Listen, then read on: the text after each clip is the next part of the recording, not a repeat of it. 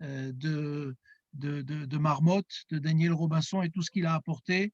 Mais en tout cas, tout le monde se rappelle de lui, de son intelligence, de son sourire, de son engagement scout. Il était très, très scout et d'ailleurs, il a été président du scoutisme français. Il était aussi dans le scoutisme international. Voilà, alors tous les anciens louveteaux et les bâtisseurs, c'est la branche qui a pris la suite, se rappellent avec émotion de lui.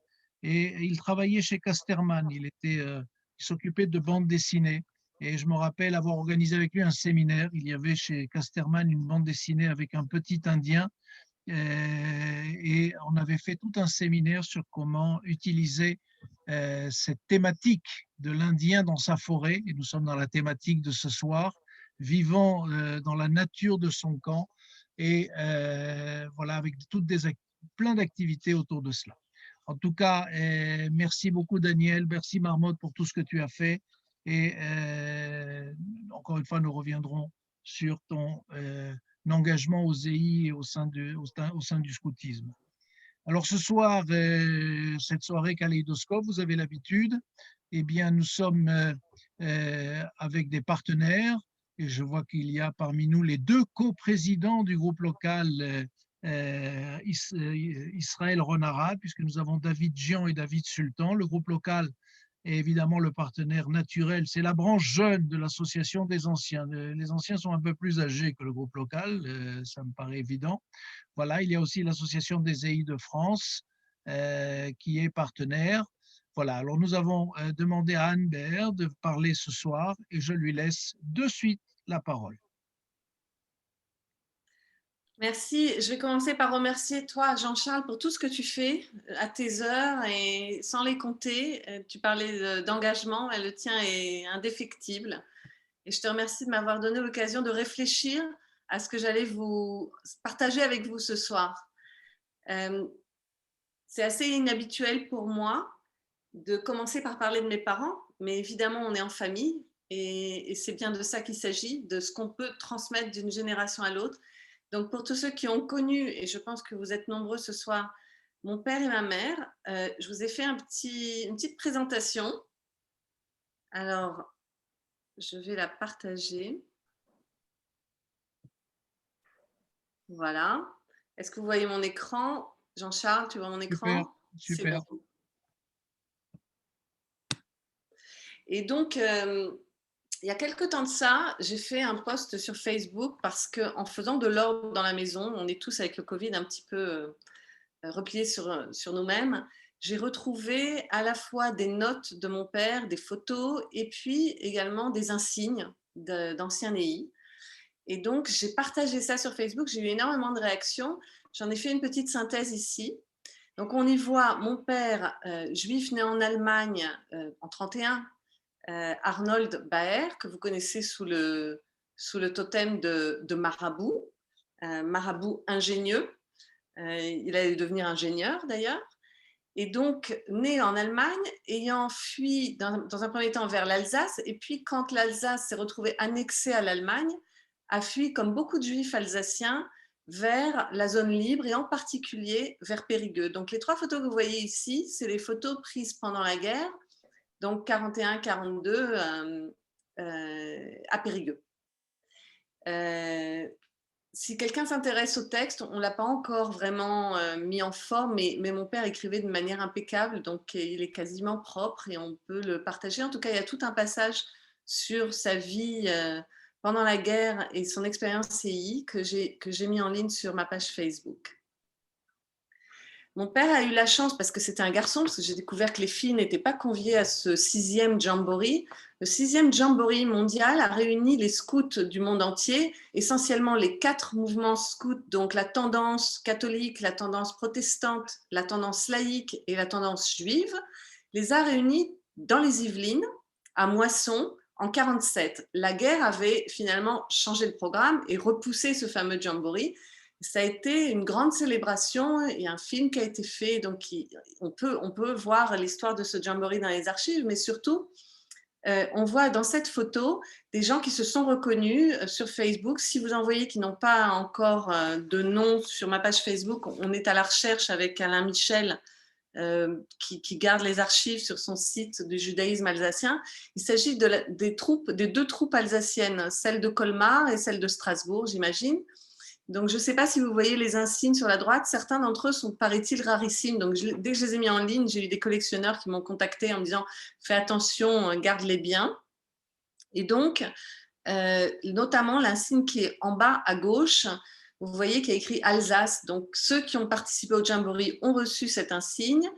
Et ceux qui lisent peuvent voir qu'à chaque fois, la troupe était mentionnée, la région était mentionnée. Malheureusement, mon père avait fait beaucoup d'échanges et il ne les a pas gardés, en tout cas, je ne les ai pas retrouvés.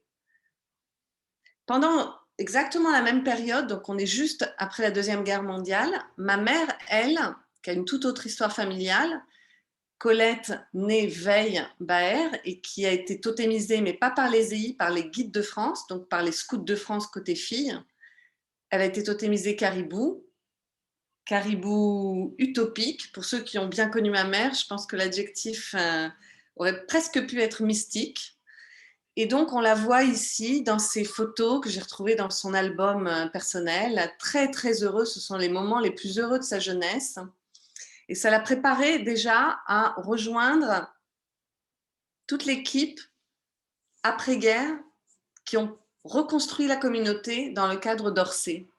Ma mère a eu une présence un petit peu atypique puisqu'elle ne venait pas de la communauté juive et le séjour dans la maison d'Orsay lui a permis en fait d'enclencher sa conversion. Cette photo, vous la connaissez, mais si vous regardez au fond, en arrière-plan, avec les nattes regroupées sur la tête, c'est ma mère avec sa tête bien ronde. Et donc, elle était promo 5. Et sa conversion s'est faite de manière accélérée. Elle a eu le temps de prendre cette photo. Je pense que c'est la seule photo qu'on ait d'Orsay. Donc, elle l'a prise de la terrasse, du premier étage, d'un office. Donc, on a le rabbin Chili qui officie. Je ne sais pas, quelqu'un un jour m'a dit dans quelles circonstances cette photo a été prise, parce que ce n'est pas logique que pendant une fête, on puisse prendre une photo. On voit qu'il y a un talit, etc. Donc, j'ai oublié l'explication malheureusement.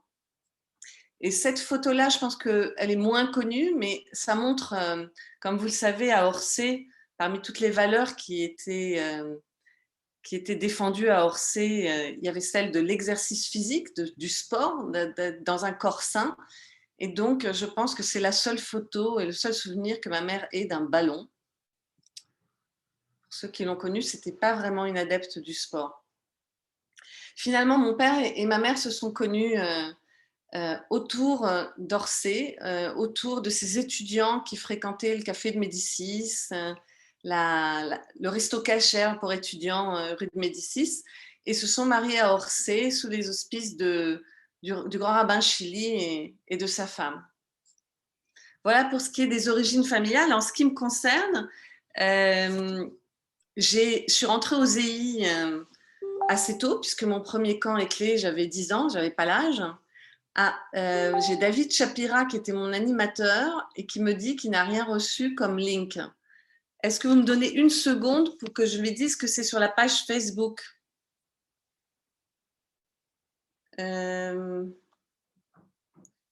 Jean-Charles, le link, il est sur la page Facebook, mais laquelle? Celle des AEEIF Israël? Continue, je vais lui envoyer le lien. Continue. Merci beaucoup. Et donc, j'ai été pour la première fois Zadek pour David Shapira, qui s'appelait à l'époque Édouard Spira, et Bernard Bitty, qui montaient un groupe local à Montevideo dans les anciens locaux de l'école Ariel. Et je ne sais pas si ce groupe local a fait long feu ou pas. En tout cas, on a fait quelques camps ensemble et on se greffait sur d'autres, sur Place des Vosges ou sur les Alsaciens pour faire nombre. J'ai fait le 60e avec Bruno Bizinski, qui est là avec nous, en tant qu'animatrice de théâtre. Alors, je ne sais pas ce que toi, comédien, tu pensais de moi en tant qu'animatrice de théâtre. Je me suis improvisée, mais on fait de l'impro au théâtre et ça a l'air d'avoir fonctionné, puisqu'on a monté pour le 60e une pièce de Liliane Atlan, en tout cas un extrait de cette pièce, mais un long extrait de cette pièce sur la scène du 60e, Fugue ou le mal de terre. Je pense que pour me présenter, ça suffit en termes EI. Pour le reste, je voudrais juste dire que je suis en Israël depuis 2012, que j'étais montée en Israël une première fois tout de suite après le bac, donc c'est ma deuxième alia, et qu'après avoir été attachée à l'innovation pour le gouvernement français en Israël, j'ai monté ma société qui s'appelle Icar Innovation et qui donne des services de veille technologique avec un axe clean tech, et c'est de ça qu'on parlera aujourd'hui entre autres, de développement durable et de technologie pour le développement durable. Et donc, je vais également, avant que Jonathan Goldberg ne nous quitte, parce qu'il m'a dit qu'il était avec nous que pour les premières 20-30 minutes, je voudrais mentionner que je suis également présidente des conseillers du commerce extérieur de la France. C'est une institution qui a 120 ans. C'est, pour ceux qui ne connaissent pas, c'est le gouvernement français qui nomme par décret, donc au niveau du Premier ministre, des représentants, on va dire, économiques, comme des espèces de consuls bénévoles économiques de par le monde, qui sont à la disposition du gouvernement français pour conseiller les diplomates qui sont en poste pour 3-4 ans et qui ne connaissent pas le terrain, pour conseiller des entreprises qui veulent s'installer ici et leur tendre la main, pour conseiller des journalistes qui arrivent ou des élus, Sénat et Assemblée nationale. Et donc, je préside ce comité depuis 1 an et demi et Jonathan Goldberg est un des anciens EI au comité et il y est S-qualité de patron de Thales en Israël. Et moi, je suis S-qualité de représentante de Engie et Valeo, donc des groupes du CAC 40 en Israël. C'est un peu une des conditions pour être conseiller du commerce extérieur de la France. Donc, je me suis dit que ce qui pouvait rendre les choses intéressantes ce soir, c'est déjà que je vous explique à ma manière ce qu'est le développement durable, parce que c'est quand même quelque chose qui fait partie de nos vies maintenant, dont on entend parler dans les médias très couramment. Et je vais essayer de le faire d'une manière à la fois pour les initiés, à la fois pour les non-initiés, qui apprennent au moins quelque chose à chacun. Et donc, qu'est-ce que c'est le développement durable? En fait, ce n'est pas l'écologie. Déjà, je vais commencer par ce que ça n'est pas. Ça n'est pas uniquement la dimension green, comme on dit, qui est mise en avant, mais c'est le développement durable, c'est réconcilier à la fois le pilier écologique dans nos manières de consommer et de produire, avec le pilier social, le pilier, comme on dit, communautaire, donc humain, et avec le pilier économique. C'est-à-dire que s'il n'y a pas de rentabilité économique, il n'y a pas de développement durable. C'est inséparable. Ça, c'est la première chose à voir. Ensuite, pourquoi est-ce que c'est devenu un thème aussi important aujourd'hui, à la fois au niveau individuel et collectif? C'est dû à la transition démographique, à la révolution démographique, à l'impact de l'accroissement de la population dans le monde sur l'utilisation des ressources naturelles. Donc, on est parti d'un postulat au tout début du XXe siècle, c'était d'ailleurs une école parisienne, malthusienne, et les grands démographes étaient parisiens à l'époque, pour ceux qui connaissent un peu, sous l'institut de l'INED. On a modélisé en fait le fait que la planète était quelque chose de fini, quelque chose qui avait des limites, ce qu'on appelle en anglais la carrying capacity, la capacité de charge, qu'on ne peut pas aller de l'avant sans se rendre compte qu'il y a des ressources hydriques, de l'eau en quantité et en qualité limitée, des ressources même atmosphériques, de l'air en quantité limitée, etc. Que toutes nos ressources naturelles ne sont pas forcément prévues pour la population actuelle. Et ce que vous voyez dans ce graphe, c'est l'accélération subite de la croissance démographique quand on le regarde dans l'histoire de l'humanité, qui s'est faite sur les 200 dernières années. Donc, on est sur une révolution industrielle, une révolution agraire, une révolution de l'hygiène et du confort, et qui a permis, en fait, à une population toujours croissante, et c'est exponentiel, de s'installer sur ces ressources naturelles.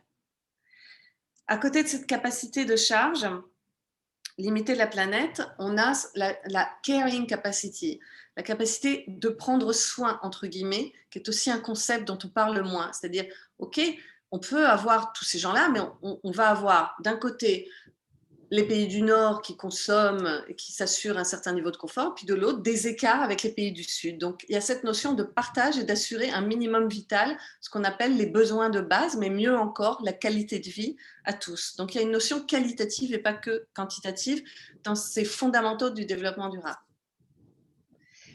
Comment on en est arrivé là? D'une part, on a eu, donc je vous parlais de la révolution de l'hygiène, donc on a eu un accroissement progressif et extrêmement rapide de l'espérance de vie. Pour vous donner une idée, chaque année de votre vie, bon, ça a tendance à diminuer maintenant, mais chaque année de la vie de chaque personne qui participe à ce Zoom aujourd'hui, nous allongeons notre espérance de vie de 3 mois par an, donc 25%.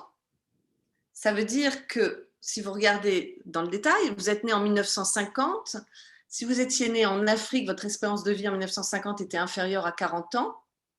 Mais aujourd'hui, si vous naissez en Afrique, elle va être supérieure à 60 ans. Donc, c'est 50% de progression. Si vous voulez regarder, je ne sais pas si c'est suffisamment grand sur vos écrans, mais si vous voulez vous faire une idée de l'Europe, en vert, vous voyez qu'on est passé de 60 à 80. Et Israël se situe au-dessus de la moyenne de l'Europe.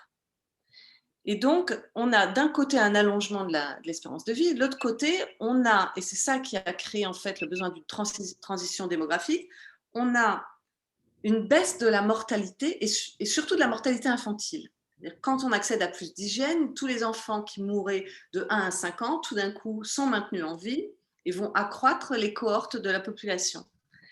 Si la courbe de la mortalité baisse en même temps que la courbe de la natalité, ça va. Mais si la courbe de la mortalité baisse, mais la courbe de la natalité continue de progresser, alors on a 20-30 ans qui vont créer un décalage fondamental. Et donc, on y a eu tous ces programmes de contrôle des naissances en Chine, en Inde, qui avaient le problème multiplié par des centaines de millions, qui ont réglé ça d'une manière très autoritaire et drastique, parce que sinon, ils allaient au mur. En parallèle de cette évolution de la croissance démographique, vous voyez exactement suivant, plus ou moins la même courbe, c'est-à-dire que ça démarre vraiment en 1950, on voit ce qu'on appelle la biodiversité, l'extinction des espèces. Donc ça, c'est un problème qui est incommensurable, qu'on n'arrive pas à mesurer, qu'on n'arrive pas à palper, parce qu'on vous parle de milliards d'espèces. Alors on se dit, bon, bah, si on a 1 milliard de moins sur 7 milliards, bon, ce n'est pas dramatique, mais ça a un impact évidemment sur toute la chaîne de la reproduction, sur l'équilibre des espèces, mais également sur les... on parle d'espèces animales, mais même d'espèces végétales, donc sur les traitements du futur, avec moins de molécules à notre disposition dans l'arsenal thérapeutique. Enfin, il y a plein d'effets en chaîne. Évidemment que si on est plus nombreux sur Terre et qu'on continue à avoir les mêmes besoins en eau potable, eh ben, il va y avoir une pression sur l'eau douce, mais également sur de l'eau saumâtre. Alors évidemment, peut-être pas sur de l'eau de mer qu'on peut dessaler, c'est ce qu'on verra, il y a des solutions technologiques. Mais là, je voulais que vous ayez un petit peu une idée de qu'est-ce que c'est la consommation en eau. Quand vous prenez quelqu'un au Sahel qui ne fait pas d'agriculture, sa consommation en eau, elle équivaut à 20 litres par jour. Mais quand vous prenez un Américain qui consomme du bœuf à tous ses repas, alors sa consommation en eau par jour, elle explose les compteurs. Donc là, je vous ai montré, en gros, rapporter en litres d'eau, qu'est-ce que coûte, qu'est-ce qu'il faut investir pour produire 1 kilo de pommes, 1 kilo de viande. On parle de 700 litres pour 1 kilo de pommes. On parle de 15 000 litres et plus pour 1 kilo de viande. Donc on dit toujours que consommer de la viande, c'est pas écologique. Pourquoi ? Parce qu'effectivement, il y a des aspects éthiques aussi, mais si on se concentre vraiment sur l'aspect écologique, parce qu'il y a un impact et sur les gaz à effet de serre qui sont émis par le bœuf et sur toute la chaîne de production. Et dans la supply chain, il y a essentiellement de l'eau et des terres.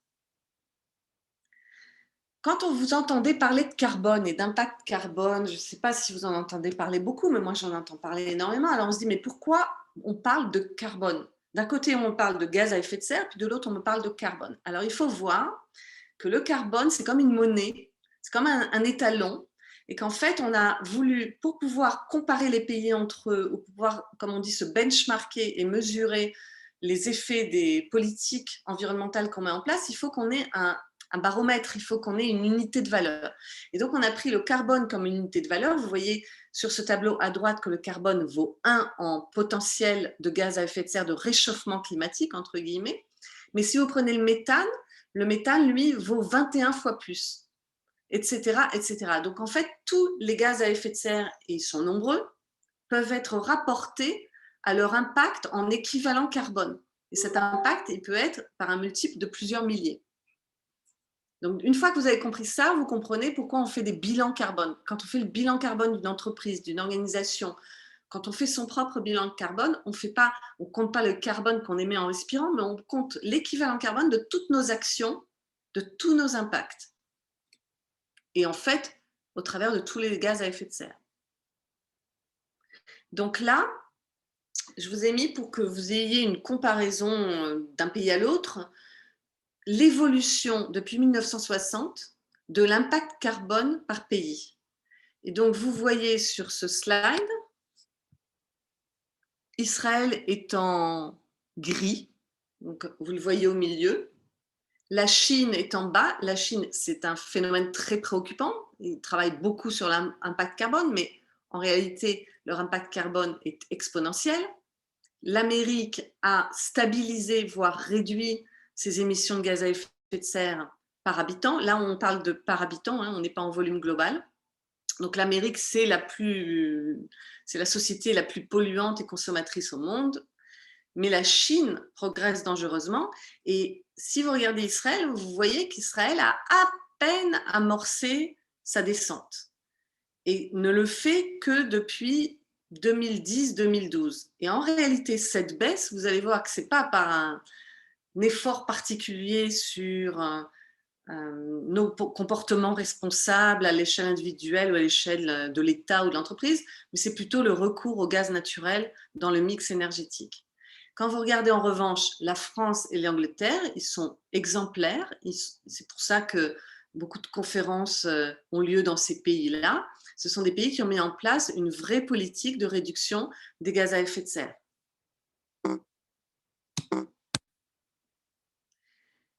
Alors, là, je vous montrais l'impact carbone. Cet impact carbone, il est en fait déterminé par nos modes de production, par nos modes de consommation, multipliés par le nombre d'habitants. Et donc, plus il y a d'habitants, plus il y a de gaz à effet de serre, plus les modes de production sont peu respectueux de l'environnement, et plus notre impact global augmente. En Israël, on a un cas un petit peu particulier qui fait qu'on a du mal à réduire notre impact carbone, et donc notre impact environnemental. C'est les très forts taux de fertilité combinés à un développement économique très élevé. C'est-à-dire qu'en général, les taux de fécondité ils sont élevés dans les pays sous-développés. Et dans les pays développés, ils tombent en dessous de 2 enfants par femme. Là, on est dans une situation où, chez les Haridis, ça ne fait que progresser. Enfin, j'exagère un peu. Il y a eu un petit passage à vide, mais en réalité, il n'y a pas de ralentissement. Donc, on est à plus de 7 enfants par femme dans les familles Haridis. C'est totalement opposé au principe du développement durable. Alors que chez les familles musulmanes, je pense que certains d'entre eux, ça ne les surprend pas et qu'ils l'ont déjà lu et qu'ils le savent, on passe sur un mode de fonctionnement des familles qui ressemble plus aux familles occidentales. Et donc, chez les musulmans, religieux ou pas religieux, là c'est global, on n'a pas fait de distinction, on se rapproche de ce qu'on observe chez les juifs religieux, entre guillemets, modérés, non haridis, avec 3 enfants par femme. Chez les juifs non religieux en Israël, on est au-dessus de la moyenne des pays développés, mais très au-dessus, puisqu'on reste à 2,3 enfants par femme, alors qu'en Italie, on est à peine à 1,1 enfant par femme, etc. Et que très souvent, dans les pays occidentaux dont on vient, on est en dessous de 1,5 enfants par femme. Donc, c'est un pays où on fait beaucoup d'enfants, quoi qu'il arrive. Mais je voulais que vous ayez ça en tête. C'est-à-dire que quand Israël est face aux autres pays, il doit prendre des engagements pour réduire ses gaz à effet de serre, réduire ses impacts. Elle est bloquée par le fait qu'elle a d'une part une croissance organique de la population et d'autre part, on a des vagues d'Alia, donc une croissance externe. On va chercher de la population et on l'amène chez nous. Deuxièmement, Non, pardon, ça c'est toujours sur le même argument, la croissance démographique. Juste pour que vous ayez une idée des volumes. Moi, personnellement, j'ai connu Israël, je suis venue pour la première fois dans les années 70. Et donc, pendant longtemps, j'ai cru que Israël, c'était 3 millions d'habitants. Je me souviens d'Israël à 3 millions d'habitants. Sylvie, ma sœur, est venue en Israël, il n'y avait même pas 3 millions d'habitants. Et donc, aujourd'hui, on parle d'une population évidemment de 9 millions, comme vous savez, et en projection pour 2035, en tenant compte des tendances que je vous ai montrées dans le slide précédent, on sera à 12 millions. Et donc, on n'est plus le small shitty country dont on parlait, on commence à être un pays, quand je compare à d'autres pays qui étaient de loin plus importants qu'Israël, aujourd'hui, quand on prend notre produit national brut, qu'on prend notre population, qu'on multiplie l'un par l'autre, on devient une économie forte et importante. On est devenu un pays de taille moyenne. Là, ce que je vous montre, c'est effectivement la progression du PNB. Plus le PNB augmente, plus on produit, plus on consomme, et donc plus les gaz à effet de serre augmentent. Encore une fois, étant donné qu'on a une croissance économique supérieure à la moyenne des pays de l'OCDE, dont Israël fait partie maintenant, mais ne faisait pas partie il y a 10 ans, eh bien, notre bilan carbone national, il continue à galoper, aussi pour cette raison-là. Quand vous regardez la courbe de la production nationale brute d'Israël, vous voyez que son parcours est très impressionnant. D'abord, il ne cesse de croître. Ensuite, il croît depuis en tout cas une dizaine d'années, exactement au même rythme que les États-Unis, comme s'il y avait une corrélation. Quand vous regardez les pays avec lesquels on vit dans le Moyen-Orient, j'ai choisi de prendre la Turquie et l'Arabie Saoudite pour que vous ayez une notion. On vient de signer les accords d'Abraham avec des pays qui, pour une fois, sont des pays considérés comme riches. Le Qatar, c'est le pays qui a le PNB par habitant le plus élevé au monde, et c'est dû évidemment à sa production d'hydrocarbures. Mais l'Arabie Saoudite et surtout Abu Dhabi, Dubaï, les Émirats, c'est des gens, pour prendre les Émirats, ils sont à 70 000 dollars de PNB par habitant et par an. Donc, ils ont un PNB qui est supérieur au nôtre de 40%. Là, ce que vous voyez, c'est qu'Israël, on progresse sans s'arrêter. La France et l'Angleterre, on marque un temps d'arrêt. Et en fait, pour la première fois, le PNB d'Israël a dépassé en 2020 celui de la France et de l'Angleterre. Pas ensemble, mais chacun séparément. Alors évidemment, il y a des solutions par rapport à tout ça. Il y a des solutions clean tech. Je regarde un peu l'heure pour voir où j'en suis. Je vais essayer d'accélérer.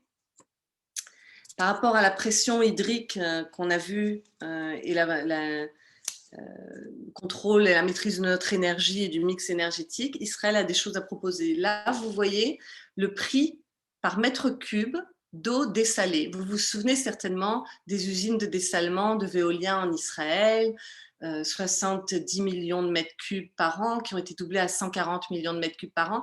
Ce qui était formidable, c'était le prix auquel on arrivait à sortir ces mètres cubes. Alors, quand on construit une usine de dessalement, il y a du CAPEX et de l'OPEX. Mais sur l'OPEX, sur la partie opérationnelle des opérations, on a réussi, au fil du temps, à passer le prix du mètre cube d'eau dessalée de 2 dollars à maintenant, ça s'achète dans les contrats qui sont noués par les gouvernements avec les acteurs privés, ça s'achète à $1,50. Donc, la technologie et entre autres, la contribution israélienne a été grande là-dessus, sur l'osmose inverse. Les technologies permettent de trouver une solution durable à l'accès à l'eau potable ou en tout cas à l'eau saumâtre ou à l'eau d'agriculture. Donc Israël, comme vous le savez, est champion du monde de recyclage d'eau, en plus d'être très en avance sur les technologies de dessalement. Pour parler de la question de l'énergie en Israël, juste une photo, comme je vous disais, le gaz naturel, de ce qu'on appelle le mix énergétique. Vous voyez en vert, le petit trait en vert, c'est les renouvelables. Malheureusement, les renouvelables en Israël ne représentent même pas 5% de la production d'électricité et même d'énergie. Il y a une différence, pardon, d'énergie et même d'électricité. Il y a une différence quand on parle de pourcentage de renouvelables dans l'énergie, parce que ça comprend par exemple les carburants, l'automobile, etc. Quand on parle d'élec, c'est 70% en gros de l'énergie. Et donc là, on a encore un recours très important aux énergies fossiles. Le gaz naturel, c'est une énergie fossile, c'est une énergie non renouvelable, ce n'est pas une énergie propre, contrairement à ce que le ministre de l'énergie dit en Israël. Simplement, son impact carbone, c'est à peu près équivalent à la moitié du pétrole. Alors, sur le clean tech, pourquoi Israël est bien positionné sur le clean tech? Je vous ai pris l'exemple de l'énergie et de ce qu'on appelle le smart grid, c'est-à-dire le réseau d'électricité intelligent. Depuis que les consommateurs d'électricité sont devenus des producteurs en mettant par exemple des panneaux solaires sur leur toit, il faut les relier au réseau. Pour les relier au réseau, il faut contrôler tout ça. Il ne faut pas qu'il y ait de la surcharge. Il faut qu'il puisse y avoir de la refacturation. Donc, il y a énormément de digital, de monitoring, d'intelligence artificielle, de prévision météorologique, etc., où Israël est champion. Donc, finalement, Israël, qui est très en retard sur la transition vers les énergies renouvelables, devient ce qu'on appelle un fournisseur de solutions pour le marché des énergies renouvelables autour de la voiture électrique. Bon, on ne construit pas des voitures, mais on construit l'infrastructure, on bâtit les solutions du futur pour permettre l'avènement de la voiture électrique, etc., etc. Ça, c'est un slide qui montre que tous ces acteurs de l'énergie que vous voyez ici, qui sont des acteurs étrangers, dont Engie, sont là pour chercher de l'innovation. De l'innovation pour à la fois leur production, la sécurisation du périmètre, puisque une centrale, c'est éminemment stratégique et qu'il faut la protéger de toutes sortes d'attaques, pour optimiser tous ces processus, pour inventer des nouvelles sources d'énergie, pour aller vraiment jusqu'à la nanotech et aux nouveaux matériaux. Israël contribue énormément de solutions. Chez Icar Innovation, on cherche ces solutions pour Engie. Donc là, par exemple, c'est une des success stories sur la gauche. Home Biogas est une société israélienne qui recycle les déchets organiques. Vous pouvez le mettre dans votre cour, dans votre jardin. Pour 1 kilo de déchets de votre cuisine, vous allez générer par un processus de combustion, ce qu'on appelle anaérobique, vous allez générer 1 heure, 1 kilo, 1 heure de gaz de cuisson. Ça paraît une solution très simple. Il fallait que ce soit sécurisé, il fallait que ce soit pas cher pour pouvoir aller à la fois dans les pays en voie de développement qui sont déconnectés du réseau électrique et à la fois pour les solutions écolo des pays du Nord. Donc Engie s'est rapproché de cette société, lui a permis d'éclore en apportant des millions d'euros d'investissement. Et aujourd'hui, cette société, depuis le mois dernier, est cotée à la bourse de Tel Aviv, comme d'ailleurs beaucoup de sociétés de cleantech israéliennes qui ont choisi d'aller chercher de l'argent en bourse. Et à droite, c'est une solution qu'on a développée pour Valeo, donc l'équipementier automobile, qui cherchait à détecter les bébés oubliés dans les voitures. Et on fait, en fait, avec des solutions tout à fait passives, on va détecter de la présence d'un être vivant qui respire, qui bouge, etc. Donc pour ça, il faut beaucoup de signaux de reconnaissance qu'on va chercher dans l'armée et qui sont après implémentés dans le civil par des sociétés comme Vaillard ou comme Netira. Donc on a bâti des dizaines de partenariats techno pour Valeo. J'en viens au développement durable tel qu'il est perçu aujourd'hui au niveau international. Vous entendez peut-être parler de ce qu'on appelle les objectifs du développement durable. En anglais, ça s'appelle Sustainable Development Goals. De mon temps, quand je travaillais pour les Nations Unies sur le développement durable, ça n'existait pas, donc ça a été adopté en 2015. Moi, j'ai travaillé au temps du sommet de Rio, donc de 90 à 2000 à peu près pour les Nations Unies sur le développement durable. Là, maintenant, c'est comme une roadmap, c'est la charte sur laquelle on va s'évaluer. Toutes les sociétés mettent leur engagement en termes de développement durable et vont décliner ça en fonction de l'objectif numéro 10, 11, 12, etc. Donc, il y en a 17 en tout, dans lesquels vous, dans votre vie, vous pouvez adhérer. Surtout au niveau des entreprises, ça marche très bien et ça permet d'écrire des beaux rapports développement durable, de trouver des investisseurs responsables qui vont investir dans votre société, etc. Donc, ces nouveaux objectifs tels qu'ils sont définis, ce n'est pas juste des lettres couchées sur le papier. Quand j'ai démarré dans les Nations Unies, on avait la décennie de l'illettrisme, la décennie de l'eau potable, la décennie de la gestion des déchets. Ça permet de mettre une focale sur un grand objectif mondial sur lequel tout le monde va s'engager et les résultats sont là. Au bout de 10 ans, on passe à un autre objectifs. Et là, ce qu'on voit, c'est que ces objectifs ont un impact et sont en train de faire décoller le marché du clean tech au niveau mondial, qui a doublé en 2 ans.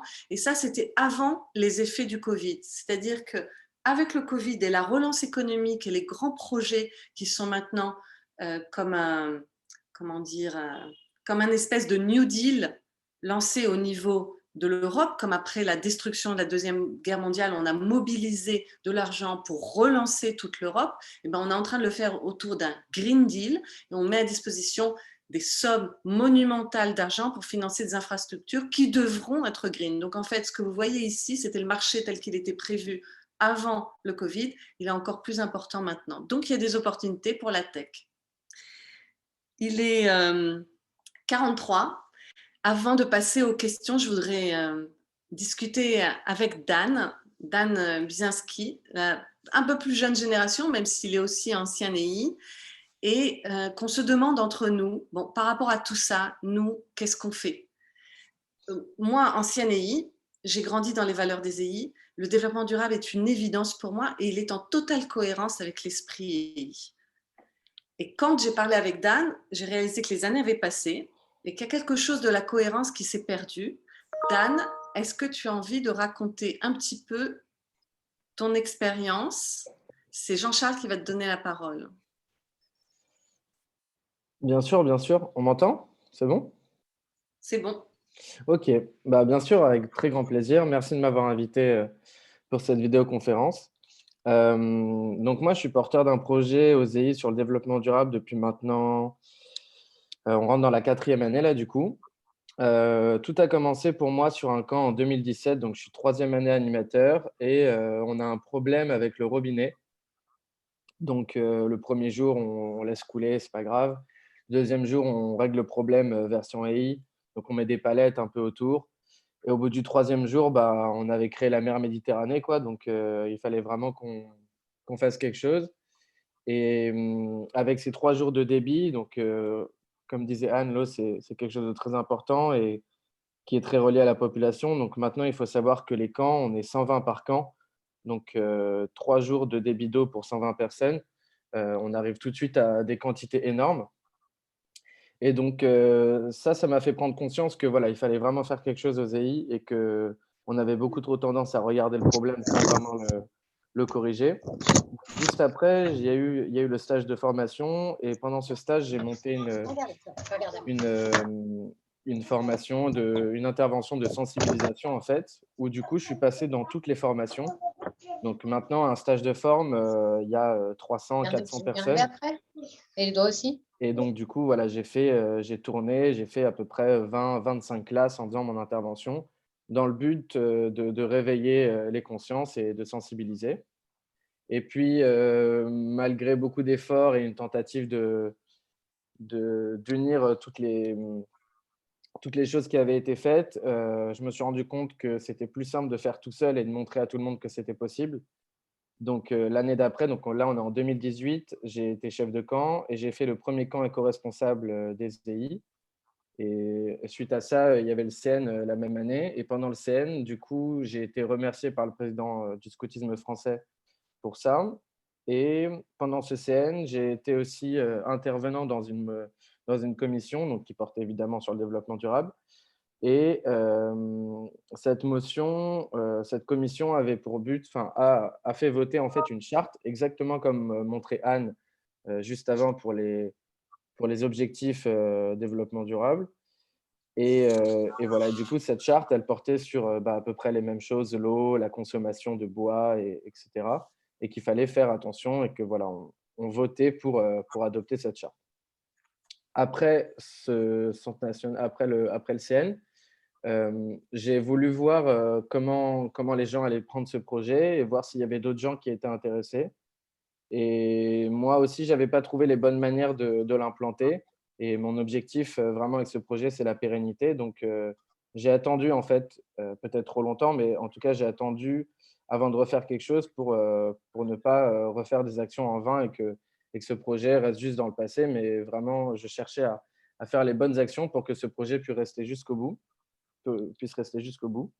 Et il y a quelques mois, du coup, maintenant, on a créé donc j'ai créé un pôle développement durable qui est rattaché au QG avec 5 anciens animateurs qui ont à peu près mon âge. Donc moi, j'étais chef de camp en 2018, donc j'ai 23 ans là. Et voilà, et tous, on est 5 à peu près, et on réfléchit ensemble aux actions à mener pour vraiment implanter durablement le développement durable. Et voilà, donc ça va se passer en 2 phases. Une première année de sensibilisation au niveau national. On va beaucoup travailler avec les groupes locaux où pendant l'année, il y aura des choses, on fera participer le maximum les enfants et les animateurs. Et une année d'après, on sera plus concentré sur le côté pratique et tourné vers les camps. Si je peux accentuer un petit peu ce que tu viens de décrire, qui est une démarche participative dans laquelle tu as voulu impliquer tout le monde pour que ce soit vraiment durable, sinon ça reste lettre morte, un rapport que tu écris et que tu mets dans un coin. Je pense à pédagogie et au mot APAP, et je me dis que j'ai entendu de Dan, il n'en a pas parlé là, des choses qui se passent sur les camps maintenant et qui sont complètement APAP. C'est-à-dire qu'on ne peut pas demander à des jeunes d'aujourd'hui qui entendent parler de développement durable parce qu'ils sont français à l'école un peu plus que les Israéliens et qui sont extrêmement conscients plus que leurs parents. On ne peut pas demander d'aller 3 semaines dans la nature, se débrouiller par eux-mêmes, tout ce qui fait les valeurs des EI et en même temps polluer l'environnement. Donc il y a une cohérence pédagogique qui est essentielle à trouver, que d'autres mouvements scouts cherchent déjà depuis plus longtemps que nous. Et il semblerait qu'on ne soit vraiment pas en avance. Donc comme on est entre nous, j'en profite.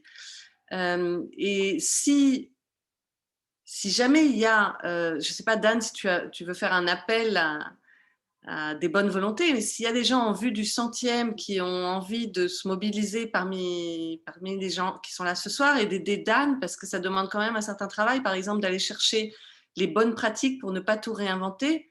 Les bonnes pratiques scout développement durable, elles existent déjà. Moi, j'ai été faire une petite recherche sur Internet. Il y a des manuels pour animateurs, il y a des contenus pédagogiques, il y a des actions qui sont proposées, il y a des ateliers qui sont proposés, il y a un tas de choses. Évidemment, quand on fait un camp, ça s'appelle un événement. En développement durable, un camp, c'est un event. Donc, on fait un bilan carbone au terme de l'event. On essaye de recycler le maximum de choses. Dans un camp EI, ce n'est pas tellement ça le problème. Le problème, c'est de faire un bilan carbone et de laisser place nette au niveau de l'eau, des nappes phréatiques, des déchets, mais également de donner l'exemple. La pédagogie, c'est par l'exemple. Et si les animateurs savent ce qu'est le développement durable, sont conscients de l'impact carbone de tout ce qu'ils utilisent au niveau du camp, et trouvent un équilibre entre le côté économique, je ne nie absolument pas l'importance de l'économique, le côté économique, le côté écologique et le côté communautaire, alors on arrivera à faire mieux au moins d'une année sur l'autre. Parce que le développement durable, c'est une démarche. On ne peut pas tout faire d'un coup, c'est une démarche. Et les autres scouts, malheureusement, quand je regarde ce que font évidemment les protestants, qui doivent être the top of the top, parce que le développement durable, ça correspond vraiment à beaucoup de valeurs protestantes, mais les cathos aussi, tout le monde s'y est mis. Et chez les EI, je ne suis pas sûre que Dan ait rencontré beaucoup d'échos, donc voilà, je me tais. Et puis, Donc, je pense que ce à quoi tu fais référence, et j'ai vu un message aussi dans la conversation, c'est oui, exactement, on parle surtout des couverts en plastique, parce que, attention, ça va vous choquer, mais moi, du coup, bah, j'ai un peu toujours vu du plastique sur les camps, en fait. Ça fait au moins 10 ans que sur tous les camps d'été, toute la vaisselle est en plastique, toute. Donc, en plus des assiettes en plus qu'on utilise pour manger, on utilise aussi souvent des assiettes pour les activités ou quoi. Donc, ça fait, si vous prenez, je pourrais vous envoyer les calculs si vraiment ça vous intéresse, mais je vais vous le dire là en très gros. Si vous prenez le fait qu'il y ait 3 repas pendant 3 semaines avec 120 personnes, on arrive tout de suite à une consommation plastique énorme. Et moi, donc sur mon camp, bien sûr, j'ai refait le système de la popote. Et j'avais calculé que si tous les camps des EI faisaient ça sur une année, on économisait 0,002% de la consommation européenne de plastique. Donc, on arrive tout de suite, bon, certes, il y a plusieurs zéros avant, mais on parle tout de suite de l'échelle européenne. Par rapport à ça, donc du coup, c'est vraiment bizarre parce qu'en fait, on se rend compte qu'il y a aussi des GL, par exemple le groupe local de Buffo, qui n'a jamais utilisé de vaisselle plastique. Donc on comprend bien en fait que ça a commencé il y a quelques années où il y a un chef de camp qui a dit: «Écoutez, on va la faire simple et on commence comme ça» et en fait, tout le monde se fait happer par la facilité. Moi, si j'ai quelque chose à vous dire, en fait, ça serait, que mon projet en réalité, c'est de contrer ça, de contrer la facilité. Après, il y a juste une chose à prendre en compte là-dedans, c'est que, on est juif et du coup, on parle de lait et viande et c'est aussi pour ça que c'est plus compliqué que chez les autres mouvements parce que, voilà, il faut faire attention à la cache-route et moi, le principal, défi que j'ai eu sur mon camp avec les popotes, avec la vaisselle dure, c'était justement cette séparation et les enfants qui ne sont pas encore capables de séparer ça. Mais c'est pas grave, on a trouvé déjà un moyen. Par exemple, je m'arrêterai là-dessus, mais on s'est rendu compte que les enfants n'arrivaient pas à séparer la vaisselle lait et viande dans leur sous-camp et ben, à un moment, nous, animateurs, on s'est rendu compte qu'ils mangeaient quand même beaucoup moins de la viande que du lait. Le lait à tous les petits déjeuners, la viande, c'est principalement qu'à Shabbat et donc du coup, on a gardé toute la vaisselle viande dans le marabout et on redonne aux enfants une popote donc aléatoire pour Shabbat. Voilà, il y a plein de choses à faire, il suffit juste de faire bouger un peu les choses et si vous avez des idées, si vous voulez participer à ce changement, vous pouvez m'envoyer des messages.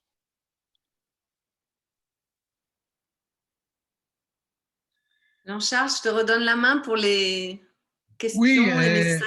oui, merci beaucoup. Je rigole beaucoup en lisant le chat parce qu'il y a les anciens combattants qui se sont mis en ordre de marche avec des questions qui datent au moins du siècle dernier. Mais c'est pas grave, j'en fais partie aussi, donc je les aime bien.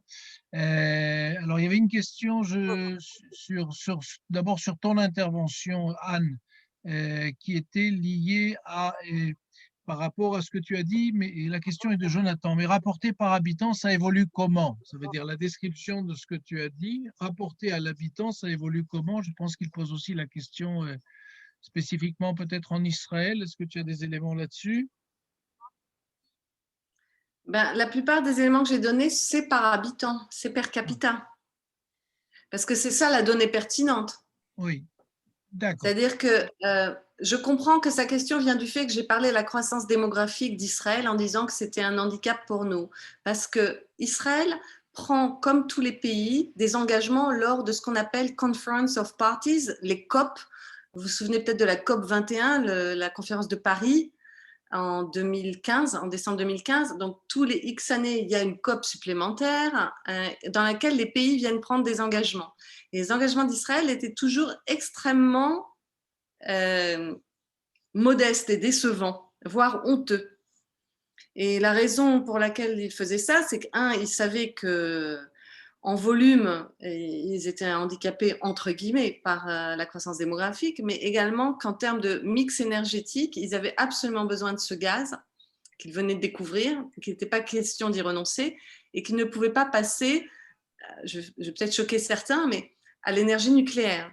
C'est-à-dire que l'énergie nucléaire est une énergie qui n'est pas propre, mais qui est renouvelable et qui en tout cas n'émet pas de gaz à effet de serre. Elle n'est pas propre parce que on risque évidemment, le risque sanitaire est très élevé. Les déchets sont bien existants et radioactifs, mais elle est renouvelable, elle n'utilise pas de ressources et elle n'émet pas de gaz à effet de serre. C'est une des raisons pour lesquelles la France, d'ailleurs, est mieux placée que d'autres. Donc oui, Israël, per capita, malheureusement, les indicateurs ne sont pas bons et d'année en année, de pire en pire. Pourquoi? Parce qu'il n'y a pas de politique énergétique forte. Les énergies renouvelables en Israël ne représentent que 4% du mix énergétique et ces 4% sont produits en partie par EDF Énergie Renouvelable, les fameuses centrales solaires d'EDF partout dans le pays. Donc on est extrêmement en retard, y compris par rapport aux objectifs qu'on a fixés. Shimon Peres à Copenhague qui s'engageait à mettre 10% du mix dans les renouvelables, on n'y est même pas. 10%, c'était déjà un objectif très faible, mais on n'y est même pas. Bien, donc je crois que dans un certain nombre de domaines, et pas uniquement celui-là, peut-être il manque de politique globale, mais je ne vais pas rentrer sur le terrain politique, ce n'est pas le moment ni le lieu. La question qui est, Laurent, Tu as dit, est-ce que la question du prix de l'eau est-il si important, puisque l'eau, c'est la vie? Et il complète après l'intervention de Dan en disant, donc, si le prix de l'eau avait été à la hauteur de sa valeur, Dan aurait stoppé la fuite plus rapidement. Non, mais il a tout à fait raison. C'est-à-dire que le problème du développement durable, c'est de quantifier, de pouvoir mesurer, parce que sinon, ça reste une idéologie. Il faut pouvoir rendre les choses scientifiques, mesurables, contrôlables et reportables. Et donc, l'OCDE, par exemple, a mis au point une comptabilité verte dans laquelle on intègre à la comptabilité nationale des indicateurs d'utilisation des ressources, c'est-à-dire qu'on déduit, entre guillemets, du produit intérieur brut, ce qu'on a déduit de la richesse des sous-sols, de l'eau potable, etc. Donc, on fait ça, plus tout ce qu'on appelle les externalités. On prend en compte la production de déchets, le recyclage de ces déchets, l'impact sur les générations futures, tout ça dans la comptabilité. Donc oui, si on n'est pas capable de mettre un prix sur l'eau, si l'eau est subventionnée comme elle l'est aux États-Unis pour les agriculteurs, alors on n'incite pas à gérer en bon gestionnaire, en bonne mère de famille, à gérer cette ressource. Ce n'est que quand on met un prix pollueur-payeur, comme on dit, qu'on peut inciter. D'accord? Et donc, la politique qui consiste à désaliniser l'eau et donc à réduire le coût est peut-être pas une bonne chose pour qu'on fasse beaucoup plus attention à ces difficultés-là, si je comprends bien. Alors, il y a un débat. Israël est un bon exemple. Israël est un contre-exemple. On n'a pas à s'inquiéter puisque, à côté du fait qu'on recycle 10 fois chaque goutte d'eau, donc un taux d'utilisation de 900% de l'eau. À côté de ça, on dessale, donc on dit en français dessaler, dessalement, mais comme on dit en anglais desalinization, alors on a commencé à dire désalinisation en français aussi. Et donc, oui, ça a été une solution absolument drastique pour nous, à laquelle a contribué l'industrie française, puisque c'était Veolia. Donc, c'était vraiment une coopération franco-israélienne et c'est un moment clé de notre histoire, de pouvoir complètement s'autonomiser sur l'eau. Et l'eau, ce n'est pas que l'eau pour l'agriculture, c'est l'eau pour l'industrie aussi. C'est comme l'énergie, c'est le moteur de notre économie. Eh bien, merci. Alors, il y a un débat sur la mode du plastique dans les camps. On essaye de dater au carbone 14 quand est-ce que ça a commencé dans les camps. Voilà, donc et Valérie répond dans les années 2000. Je pense que même aujourd'hui, c'est interdit par la loi, si mes renseignements sont bons. On n'a pas le droit d'avoir, et on n'aura plus le droit, en tout cas à l'avenir, d'avoir de couverts en plastique et d'utiliser donc des assiettes en plastique, si je ne me trompe pas, Dan.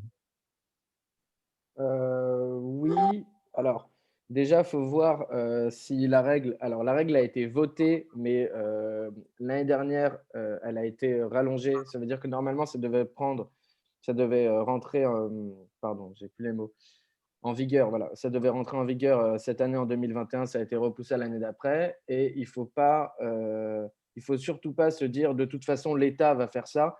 C'est à nous de tout faire. Il y a aussi le lobbying. Il y a plein de choses qui peuvent changer. Certes, il y a une dynamique mondiale, nationale, mais voilà, il y a aussi des nouveaux matériaux qui vont rentrer, où ça sera peut-être un peu de plastique et un peu d'autres choses. Et là, du coup, ça sera encore une autre loi. Voilà, les entreprises et tout ça sont très forts pour rester là-dessus. Donc, à nous de faire les choses. N'attendons Très pas. bien. Alors, tu as vu dans la discussion que tu as une proposition de le président de l'A3. L'A3, c'est l'association des anciens des EI de Marseille, qui trouve que le sujet est essentiel et qu'il tente lui-même de sensibiliser les actifs. Donc là, tu as un partenaire, vous pouvez correspondre ensemble, c'est effectivement important. Une question de Sylvie, une question familiale, ça quasiment. Les progrès que tu décris par rapport aux besoins réels pour stopper la catastrophe au niveau mondial, où en est-on? Alors, ça dépend sur quoi? Ça dépend si c'est les gaz à effet de serre, si c'est les ressources hydriques, si c'est la biodiversité. Ça dépend de la thématique. Comme tu vois, il y a 17 objectifs Et dans le développement durable, il y a la dimension environnementale, qui est celle dont je m'occupe moi, mais il y a aussi la dimension sociale et la dimension, donc, par exemple, l'éducation, l'alphabétisation, la vaccination, etc. Donc, ça dépend sur quel objectif. Grosso modo, on a le monde qui se divisait en deux. Ceux qui faisaient des efforts sur les émissions de gaz à effet de serre, c'était ce qu'on appelle les pays obligés de l'après-Rio. Le sommet de la Terre de Rio, c'est là où on a commencé avec les quotas carbone, après sur Tokyo, etc. Kyoto, pardon. Et donc, les obligés et puis les pays récipiendaires. Les pays récipiendaires, c'était les pays, puisqu'en fait, on parle d'un monde global dans lequel il y avait une prise en charge de la responsabilité par le pollueur des pays dans lesquels on produisait beaucoup moins, donc on émettait beaucoup moins et qui devaient se développer, comme la Chine, l'Inde, etc. Donc, on n'a pas imposé les mêmes contraintes à tous les pays. Et donc, ce qu'on a vu, c'est que dans les pays qui sont désobligés, oui, il y a eu une réduction. Israël, d'ailleurs, n'était pas au début dans les pays obligés. Il a basculé beaucoup plus tard. Et dans les pays récipiendaires, je vous ai montré la Chine, qui est le premier récipiendaire au monde de projets de compensation carbone.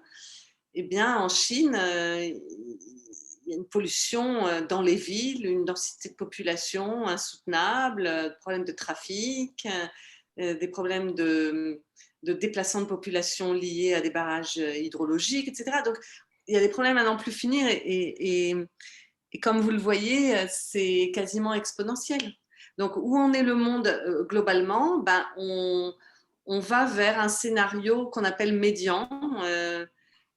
Depuis maintenant plus de 20 ans, il y a ce qu'on appelle un panel mondial sur le changement climatique qui réunit 1000 experts et qui publie des scénarios globaux pour la planète, avec le scénario optimiste, celui où il y a beaucoup de pays qui mettent en œuvre des politiques très, très vertueuses. Puis il y a le scénario catastrophe, et puis au milieu, il y a le scénario médian. Grosso modo, on est médian plus, c'est-à-dire ça va plutôt plus mal que ce qu'on imaginait dans l'hypothèse médiane. Après, on a des années Covid, des années où tout se ralentit, où on se dit, tiens, cette année, on a peut-être enfin atteint les objectifs de réduction de gaz à effet de serre. Je terminerai peut-être en disant qu'au niveau individuel, juste pour vous donner une notion, quand je parle des tonnes carbone en Israël, on émet par habitant à peu près 9 tonnes carbone, équivalent carbone, j'entends, par an. Quand vous prenez un avion pour aller en France, aller-retour, vous émettez déjà 1 tonne d'équivalent carbone. Alors vous allez me dire que je monte dans l'avion ou que je ne monte pas dans l'avion il part. Oui, c'est ça le conflit qu'on a au niveau moral entre la responsabilité individuelle et la responsabilité collective. C'est très difficile de commencer à faire un effort. Vous commencez à faire un effort quand vous mesurez. Moi, je fais mon bilan tous les ans. Le bilan de ma vie, mais mon bilan carbone aussi. Et c'est quand j'ai fait mon bilan carbone et que j'ai vu que je prenais 12 avions pour aller voir mon père qui était malade et que ça me faisait 12 tonnes carbone parce que pour le reste, j'avais un bilan carbone zéro, je n'avais pas de voiture, je prenais le vélo à Paris, etc., les transports en commun. Je me suis dit, mais c'est pas possible, il faut que je déménage en Israël. Donc, quand vous faites votre bilan carbone, vous vous mettez des limites, vous prenez conscience de certaines choses. Donc, sachez juste que vous émettez 1 tonne d'équivalent carbone, sachant, en prenant l'avion pour aller en France, sachant que la moyenne mondiale par habitant sur la planète, c'est 4 tonnes équivalent carbone. C'est peut-être pour cette raison qu'on a fermé les aéroports. C'est peut-être pour cette raison qu'on a un dérèglement climatique, qu'on a des épidémies.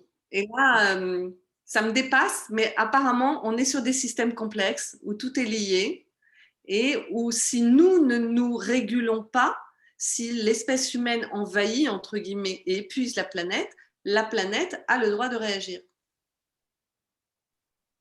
Tout un programme. Alors,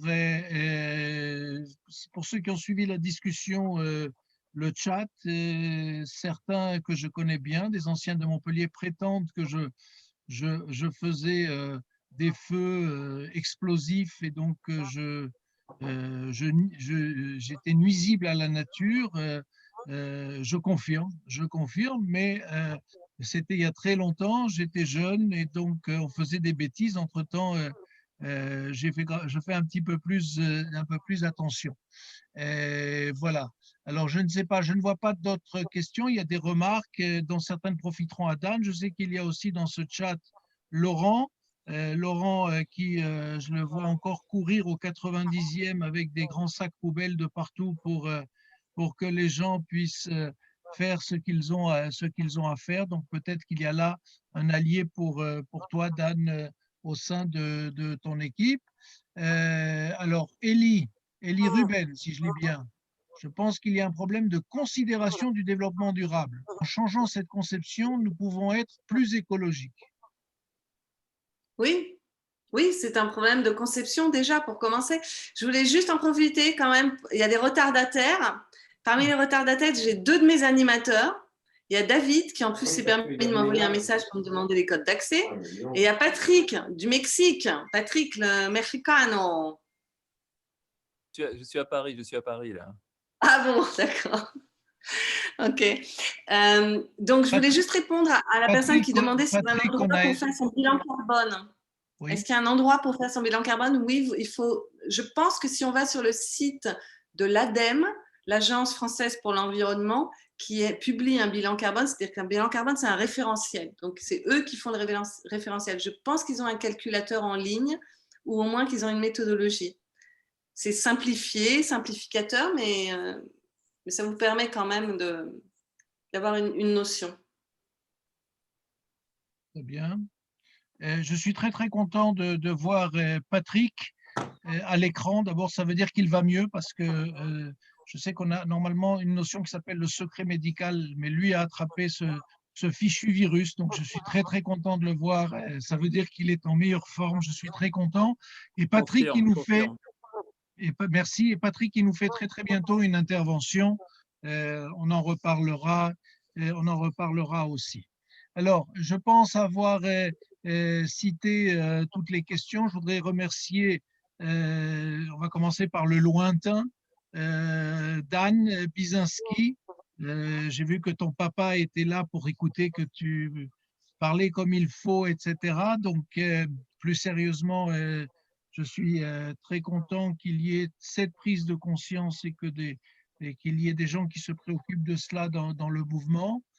Bonne chance. Si on peut aider, on est là. Et je voudrais remercier Anne Baer, avec qui j'ai eu l'occasion, quand il y avait eu une délégation officielle de la région d'Alsace et de Strasbourg, je te rappelle, de visiter un certain nombre de high-tech, biotech, clean-tech dont elle a parlé ce soir. Et c'est quelque chose de tout à fait passionnant. Et effectivement, comme l'a dit tout à l'heure Élie Ruben, il faudrait passer du stade du gadget au stade de comprendre que c'est la nécessité et l'avenir, surtout pour les générations à venir.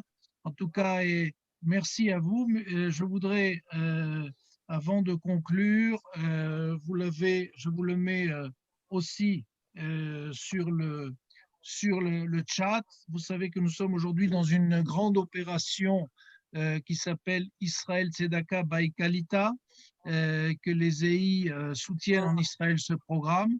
Et pour nous, ce qui est très important, c'est de comprendre qu'au-delà de la démarche globale de Tzedaka, parce que les familles sont, en particulier francophones, sont dans la difficulté en Israël, mais il y a à l'intérieur de ces familles les EI, à travers les anciens, les familles EI que nous soutenons tout au long de l'année grâce à cette opération, et aussi les jeunes. Et c'est pour ça que le groupe local d'Israël avec David Sultan et David Jean sont très, très engagés. Je crois qu'au moment où nous parlons, il doit même y avoir des enfants qui ont des activités autour de ces questions-là. David Sultan, si tu veux dire un mot là-dessus. Effectivement, Jean-Charles, il y a des enfants qui ont fait des belles activités cet après-midi à Jérusalem comme à Ranana, comme d'habitude. À l'instant où on parle, il y a même des animateurs qui sont au siège de Kalita pour participer au phoning. Et si vous n'avez pas été sur notre liste de numéros de téléphone à contacter, on vous encourage à cliquer sur le lien que Jean-Charles a mis dans le chat et à nous donner votre numéro de téléphone pour la prochaine fois, bien entendu, pour qu'effectivement, on puisse financer des paniers repas, qu'on puisse financer des fonds de bourse et faire partir toujours plus d'enfants dans des camps, dans des mini-camps et leur faire vivre une vraie aventure en Israël. Merci beaucoup. Pour nous, cette opération est très, très importante. Comme cela a été dit, c'est aussi c'est vraiment pour des bourses sociales, pour les jeunes, pour les moins jeunes. Et il faut savoir que chaque somme qui est donnée à cette opération est doublée. Donc, les EI ont des programmes spécifiques. Et donc, cette somme est doublée. Et pour nous, c'est très, très important. On a déjà atteint un beau montant. Alors, comme j'étais sur ce Zoom, je n'ai pas regardé les derniers chiffres, mais nous n'avons pas encore atteint, je le sais, l'objectif, parce que sinon, ça aurait crié en face de moi, je les aurais reconnus. Donc, si vous pouvez aider en sachant qu'on peut faire des dons en Israël, on peut faire des dons en France, vous recevez les CERFA d'un côté, le CEIF 43 de l'autre côté. Donc, c'est pour nous très, très important. En tout cas, merci beaucoup. Vous voyez derrière moi l'invitation pour la prochaine conférence. La prochaine conférence, ça sera avec Lise Benkemoun. Donc, c'est aussi très important autour d'un sujet qui va être différent du développement durable, sauf peut-être s'il y a parmi eux un super-héros qui s'occupe de cela. C'est les 7 secrets du bonheur des super-héros les plus célèbres du monde. Voilà, donc le titre est un peu long et un peu mystérieux, donc on se donne rendez-vous la semaine prochaine, même lieu, le Zoom, et même horaire pour écouter cela. Et avec votre permission, je voudrais terminer, comme nous avons commencé ce Zoom, avec un hommage, comme on l'a dit, à quelqu'un qui nous a quittés, Daniel Robinson. Daniel Robinson, qu'on appelait Marmotte, et qui est malheureusement décédé. Donc voilà. Merci à vous. On se donne rendez-vous. Si parmi vous, anciens EI, certains veulent faire des interventions, alors on est sur un programme sur plusieurs années, donc il suffit de nous le dire et on vous intégrera dans le programme. Merci beaucoup, bonne semaine. Merci un dernier Anne. mot. Oui. Pour tous ceux qui sont arrivés en retard, il y a une session de rattrapage sur YouTube et je ferai une interrogation électrique. Donc, Patrick, Nancy, David, à bon entendeur. Voilà, il y a eu des problèmes de personnes qui n'ont pas reçu le lien. Ce n'est pas de leur faute, c'est pas de leur faute. Donc tout va bien, tout va bien. En tout cas, et merci beaucoup et à la semaine prochaine.